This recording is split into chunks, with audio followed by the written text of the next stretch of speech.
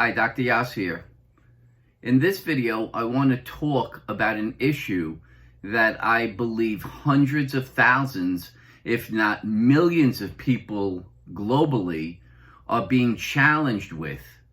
And that is the idea that after a failed back or joint replacement surgery, the idea that possibly you will be left with unending or indefinite pain because of the failure of the surgery. I have worked with thousands of people over my 27-year career, and many of the people that I have treated were people who were told that surgery was the last resort in trying to resolve their back or joint-related pain, and eventually they succumb to this false notion that when everything else fails, that surgery is the only option. And for many people, they were coerced into being told that they would be able to dance in a couple of weeks, or that their life will instantaneously be enhanced from the surgery. And the fact that it's a last resort, and the fact that there is a false sense of the success of the surgery, leads people into getting the surgery and putting all their hope and their beliefs that life will be better after the surgery is performed. Then the surgery occurs, and for most people, the symptoms are the same, if not worse. There will be some people who will have some short-term relief, but that's just a falsely generated premise that is derived from the fact that the person is told to not bend, stand, twist, move, do anything. And as a result of the lack of activity, that is actually what generates the reduction in symptoms. And once a person begins to reactivate their lives, they end up having the symptoms. And as I said, in many cases, the symptoms are much worse than prior to the surgery. And since the individual put all their beliefs into the idea that this was going to transform their lives back to the way it was prior to their symptoms, there is a massive, massive letdown that occurs. There is a tremendous emotional response. And people can become extremely depressed, extremely hopeless, and believe that once the surgery failed, there is nothing left to do but resign themselves to having to live in pain indefinitely. The average person, upon having the failed surgery, is unwilling to get another surgery.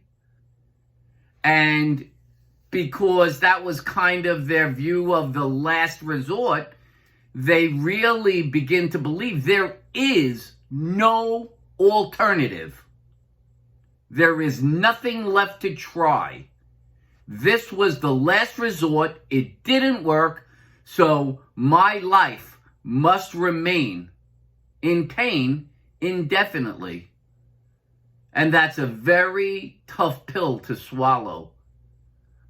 One of the things I can tell you with my experience over these 27 years in treating thousands of people is I have connected to the emotional aspects of pain.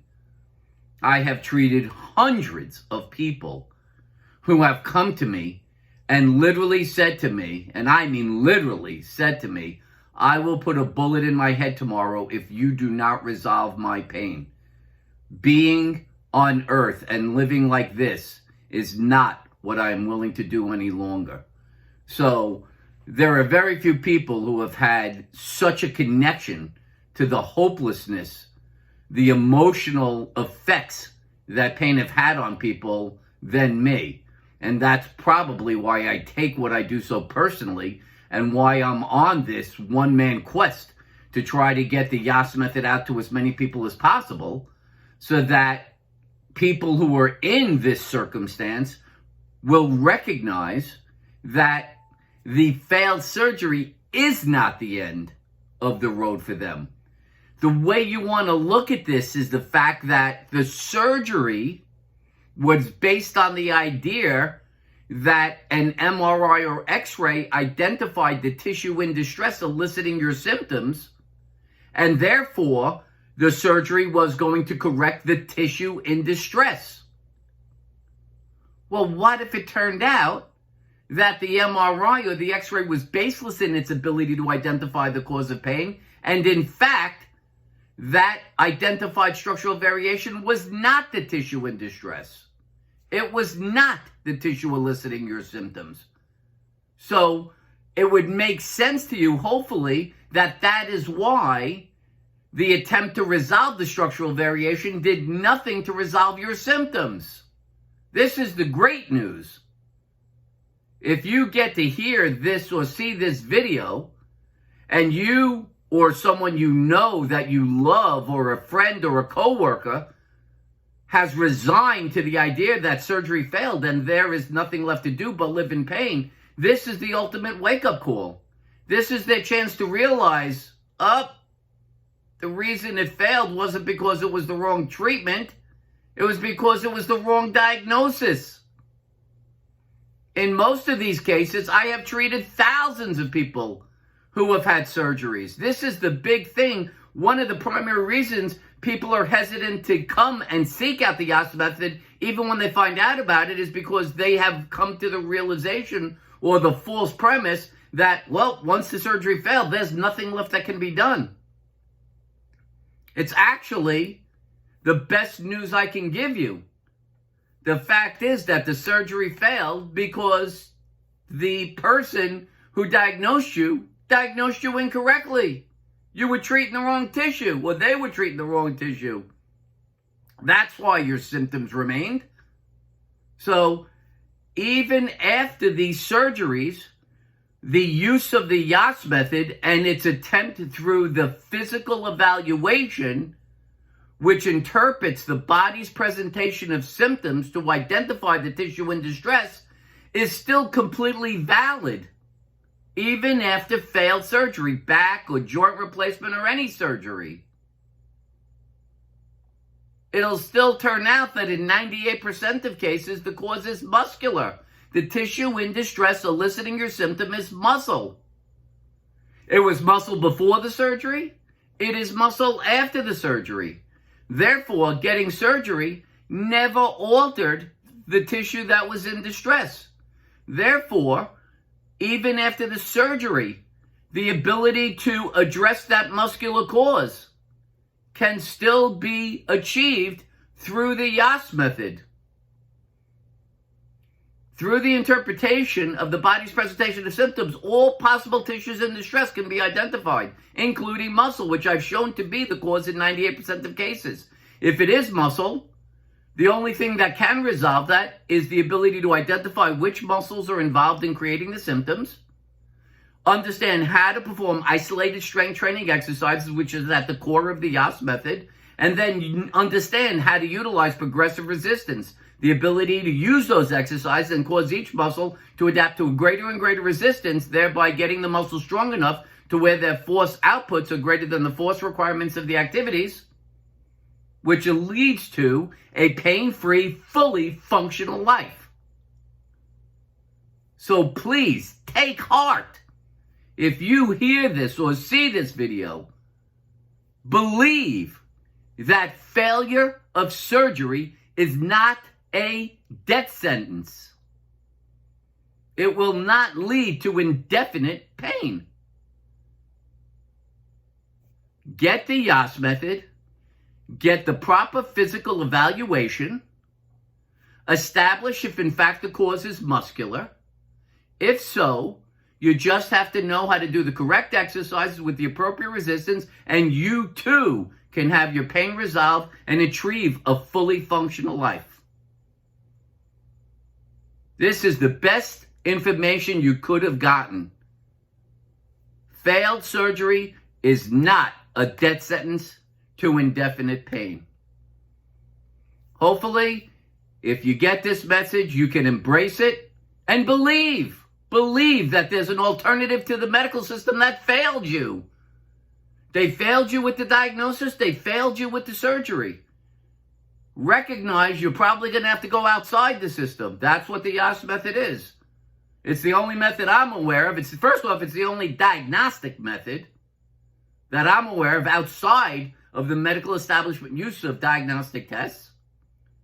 And it's the only method that, through its interpretation of the body's presentation of symptoms, can identify all possible tissues in distress, all causes, including muscle. This is your chance. Get the Yass Method. Resolve your pain even after failed surgery.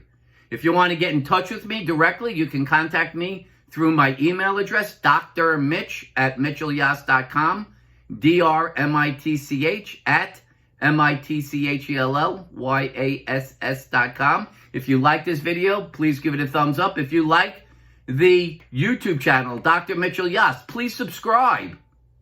I'm continually putting out new videos, and subscribing gets you a notification when a new video has arrived or when I am live on YouTube. If you want more information, you can get my books, Overpower Pain, The Pain Cure RX, or the Yass Method for Pain-Free Movement. However you get the Yass Method, please do. This video is for everybody, and I mean hundreds of thousands, if not millions of people out there who have had failed surgeries. Remember, the medical system created the diagnosis, failed back surgery syndrome. I didn't create it, they did.